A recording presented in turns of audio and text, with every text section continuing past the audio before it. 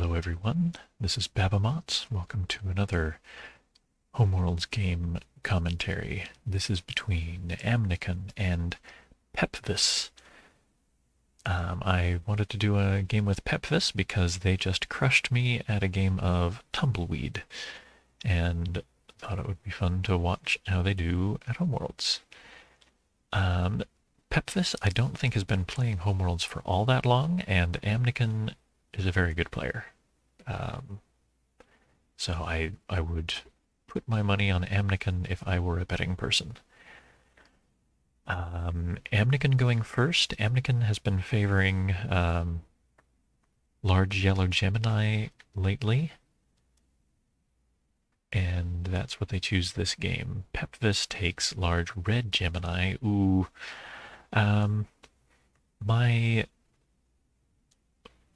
I don't play a lot of small universe games. I don't usually like Gemini, but when I have, it seems like the people who play Gemini and small universes in general, often when they have a yellow star and I don't, it seems like they always get the jump on me. So I'm already pretty scared for pepvis. But let's see what happens. All right, Amnykon discovers a new little yellow star early. Pepvis continues building. Oh, that opens up the mediums for Amnykon. Oh, they trade. Oh, gee, they trade for large yellow. That gives you a lot of maneuverability, but it also precludes a shopping spree. I almost always trade away my little ship for another ship first. Amnykon takes a little green. Pepvis will probably build that first medium green, indeed. Amnykon building more green. Pepvis picks yellow. Trading for yellow, that surprises me. Pepvis could just build yellow, and then they would still have that little green. I don't think they need to be afraid of Amnykon moving in just yet. I guess I should emphasize here that Altair is connected to both homeworlds here. My programmer brain is surprised just slightly. I thought that if a system was connected to both homeworlds, then it would be put in the middle row of systems, but you can see that there's room for there are two blank rows of systems down here. You or I might not catch that, but little peek under the hood here. The rows, the empty boxes that would contain the systems of other sizes have a minimum height that it creates some gapping that is visually pleasing in some circumstances, and it appears there are two of them down here, so I'm just a little surprised by that layout. Okay. Pepvis changes their mind about the trade. They trade for red instead. Okay. I think I like that a little better. That could turn into a threat where Pepvis moves a ship into Amnykon's home and starts capturing stuff pretty easily if Amnykon doesn't respond. Building the little yellow is what I was suggesting when Pepvis was considering trading for little yellow. Okay, this is pretty good. Well, it seems all right anyhow. Amnykon now wants to get in on the yellows. I think that's going to be important for them. Yeah, I don't think Amnykon should wait any longer to get yellow. This is good. Pepvis building a medium yellow. That's the maximum yellows their home can hold, and that's okay. Amnykon now shouldn't build medium yellow at home. They can move out to a new colony. Okay. In Betelgeuse, since it's not green, they won't be able to build without sacrifice, but Amnykon has a small green they could sacrifice, so this seems okay. And it puts some pressure on pepvis to spread out their yellows or trade, since otherwise they'll lose all their yellow.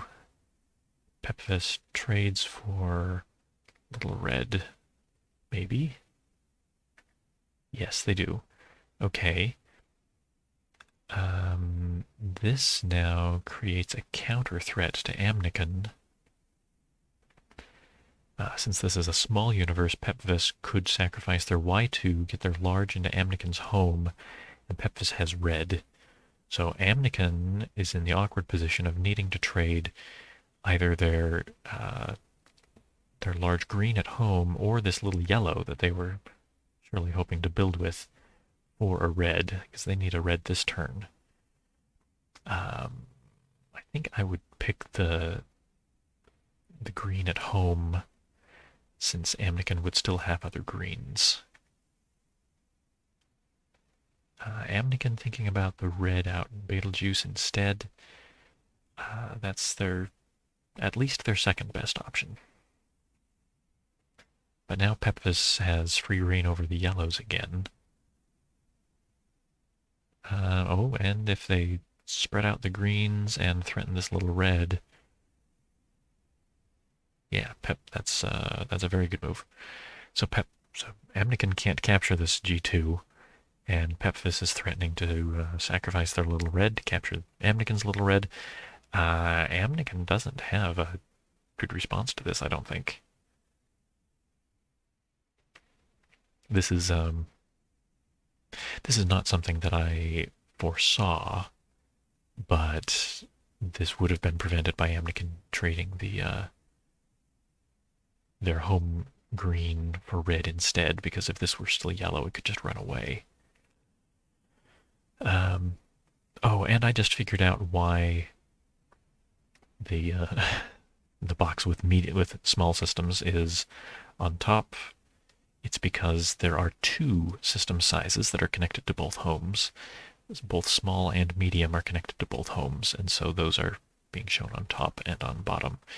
And so large systems which are connected to neither home would be displayed in the middle, as far from both homes as can be.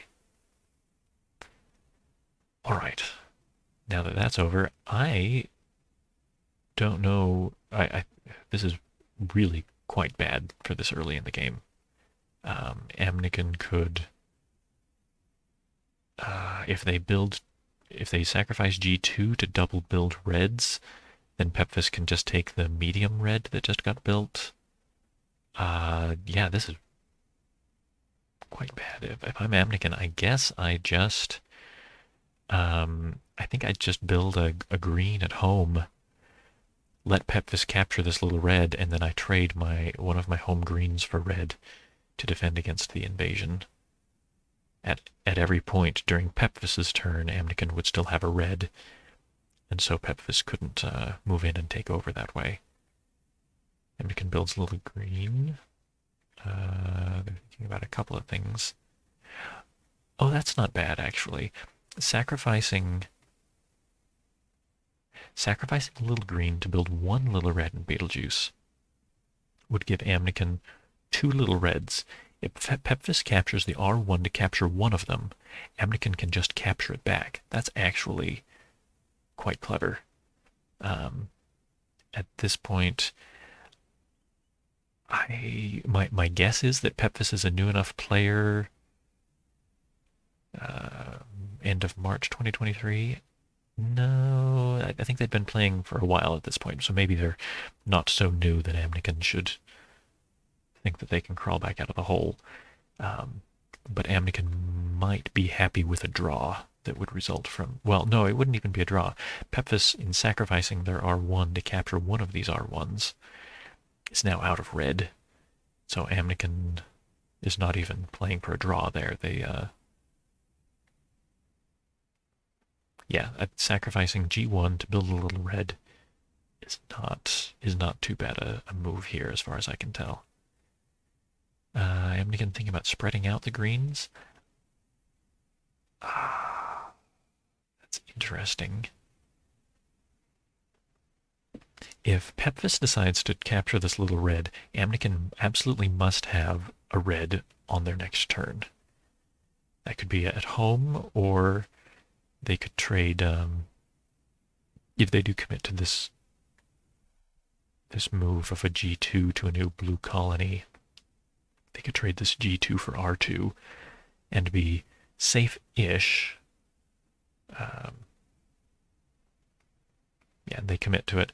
Amnykon is pretty twisted up in their position right now, though, and they're falling behind in material. They're down by a medium and a small, and by 2 colors. Amnykon still only has green.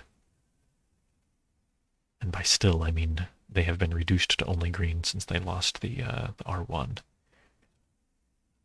All right, Amnykon has got to get red. Let's see where they take it. In caster, okay. Pepvis now. Ooh, um, well, good point. Pepvis. Wow. Yeah, I didn't think about that. I am very slow to think about moves that require moving my only large out of my home. But yeah, this is a great threat. Amnykon can't counterattack Pepvis's home with a large, of course. And this red of Amnykon's can't run away.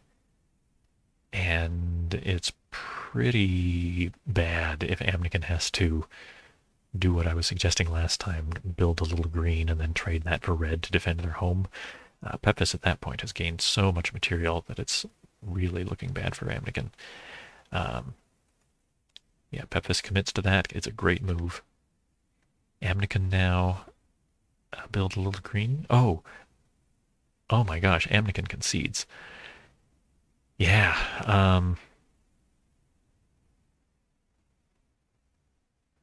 boy, that's a really short game. There were nothing that Amnykon did looked like a blunder exactly. It's just that Pepvis saw little fatal holes in what Amnykon was doing, things that I was I was not seeing those problems either. So wow, really good on Pepvis for an impressive quick victory. Um, yeah, I guess that's it. At the time of recording, I just recorded another really short game. But here you go. Here's another one. Thanks for watching.